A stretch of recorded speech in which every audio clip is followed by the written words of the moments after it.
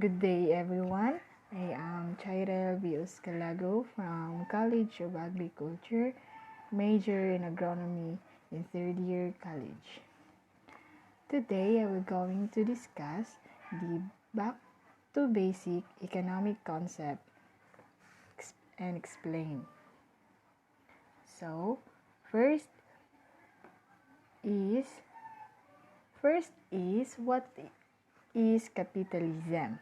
Capitalism is often thought of as an economic system in which private sector own and control property in accord with their interest in demand and supply, freely set prices in markets in a way that can serve the best interest of society. When we say capitalism, in other words, it is the private property owned by the individual. That is capitalism. And in a capitalist economy, capital assets such as factories, mines, and railroads can be private owned and controlled. Labor is purchased for many wages. Capital gains accrue to private owners and prices allocate capital and labor between competing uses. And then capitalism has 6 pillars of capitalism, which is the private property, the self-interest, competition, market mechanism, the freedom to choose with respect to consumption, production, and investment. The last one is the limited role of government. When we say private property, when we say private property, this allow peoples to own tangible assets such as land and houses, and intangible assets such as stocks and bonds. Such like, for example, the tangible asset is like such as the land and the houses, while the intangible assets, for in example, that is stocks and bonds, that is private property. And we proceed to self-interest. Self-interest, which people act in pursuit of their own good without regard for socio-political pressure. That is the self-interest. Another is competition. When we say competition, it is freedom to enter the exit market maximizes social welfare, that is the joint welfare of both producer and consumers. That is competition. Proceed to the market mechanism. Market mechanism determine the prices in a decentralized manner through interactions between buyers and sellers. Prices in return allocate resources which naturally seek the highest reward. That is the market mechanism. When we say it proceed to the freedom to choose with respect to consumption, production, and investment.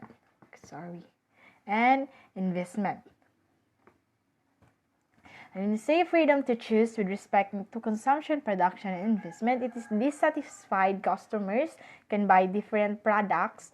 Investors can pursue more lucrative venture. Workers can leave their jobs for better pay. And the last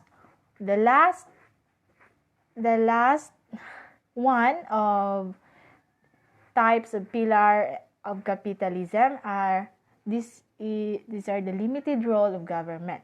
Limited role of government, they are to protect the rights and private citizen and maintain an orderly environment that facilitates proper functioning of markets.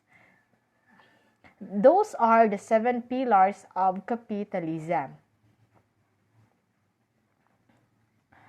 And then we proceed to what is Keynesian economics? Keynesian economics. Keynesian economics, it is a British economist, just Maynard Keynes, spearheaded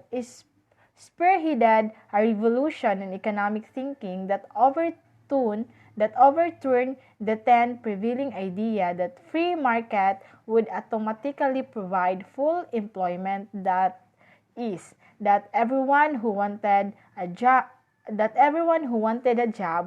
would have one as long as workers were flexible in their wage demands. Keynes further asserted that free markets have no self-balancing mechanism and lead to full employment.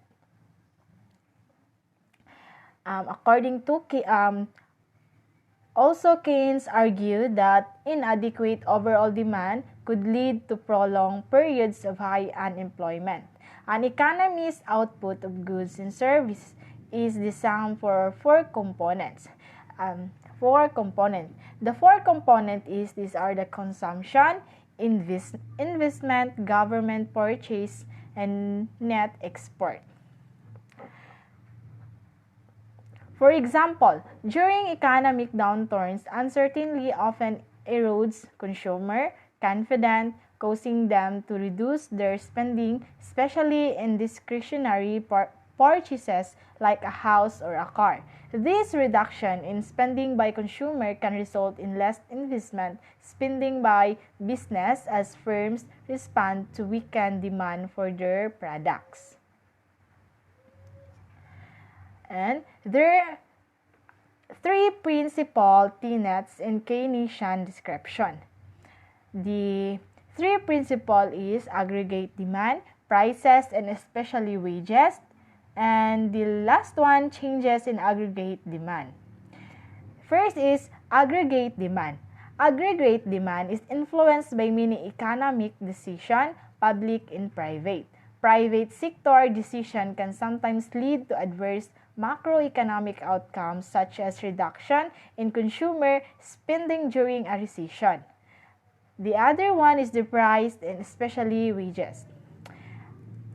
Price and especially wages respond slowly to change in supply and demand, resulting in periodic shortage and surpluses, especially of labor. That is the second principle of tenets in Keynesian. The third principle of Keynesian is changes in aggregate demand. Changes aggregate demand, whether anticipated or unanticipated,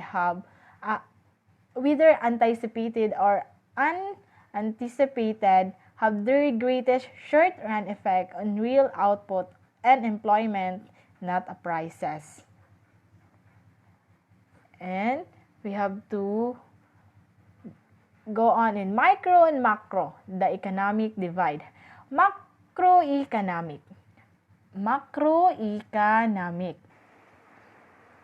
Microeconomic is the study of economic at the level of an industrial group or a corporation, while macroeconomic is the study of a country in entire economy. Also, this micro and macroeconomic focuses on issues that affect nations in the world economy.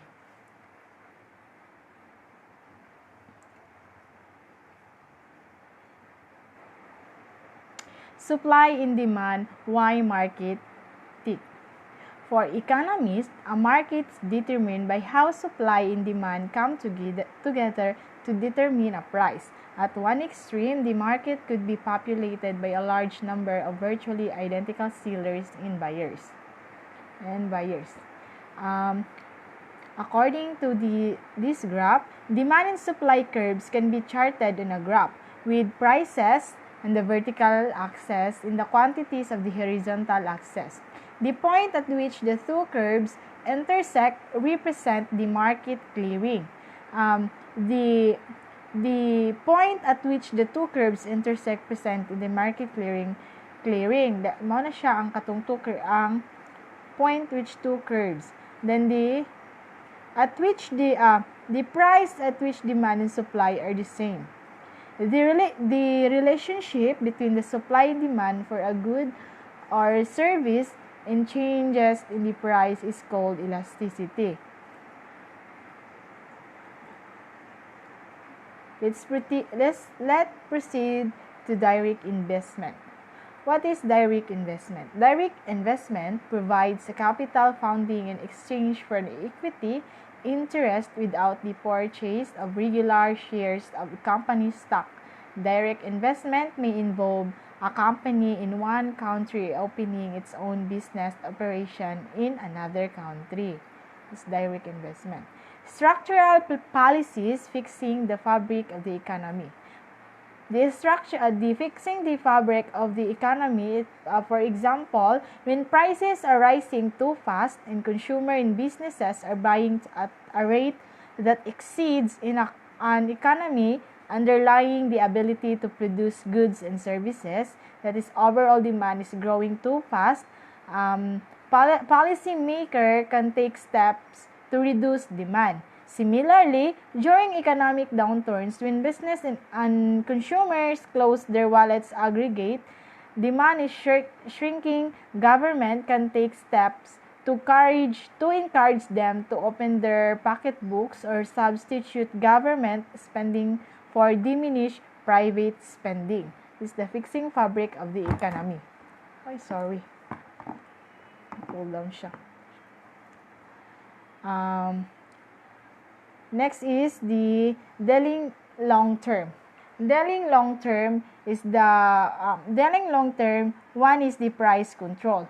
When price in free market reflect the underlying cost of production. However, government in some countries set the price for certain goods and services such as electricity, gas, and communication services below production cost, particularly when the goods or services are produced by government-owned companies.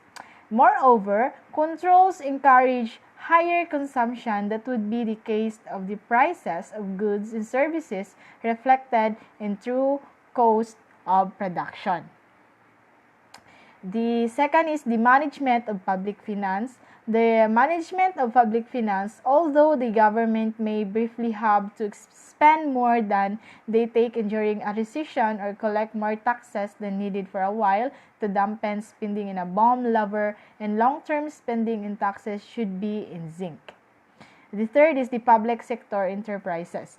Public sector enterprises, the government-owned enterprises make up a considerable share of the economy in some countries. Some operate efficiently in the best interest of consumers. That's the public sector of enterprises. The last is the financial sector. Financial sector, the rule is to channel funds from savers to borrowers. A sound financial sector helps ensure that such funds are used in the most productive manner, which leads to higher economic growth and development. The other one is the social safety net. Social safety net, governments often have programs designed to safeguard the minimum standard of living for the poor and the other vulnerable groups. To focus on the needy, government could give low-income household voucher for basic food items or distribute food only in areas where the poor live.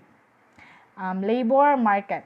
Labor market is the unemployment is prevalent in many countries for a variety of reasons and usually rises when the economy is not doing well.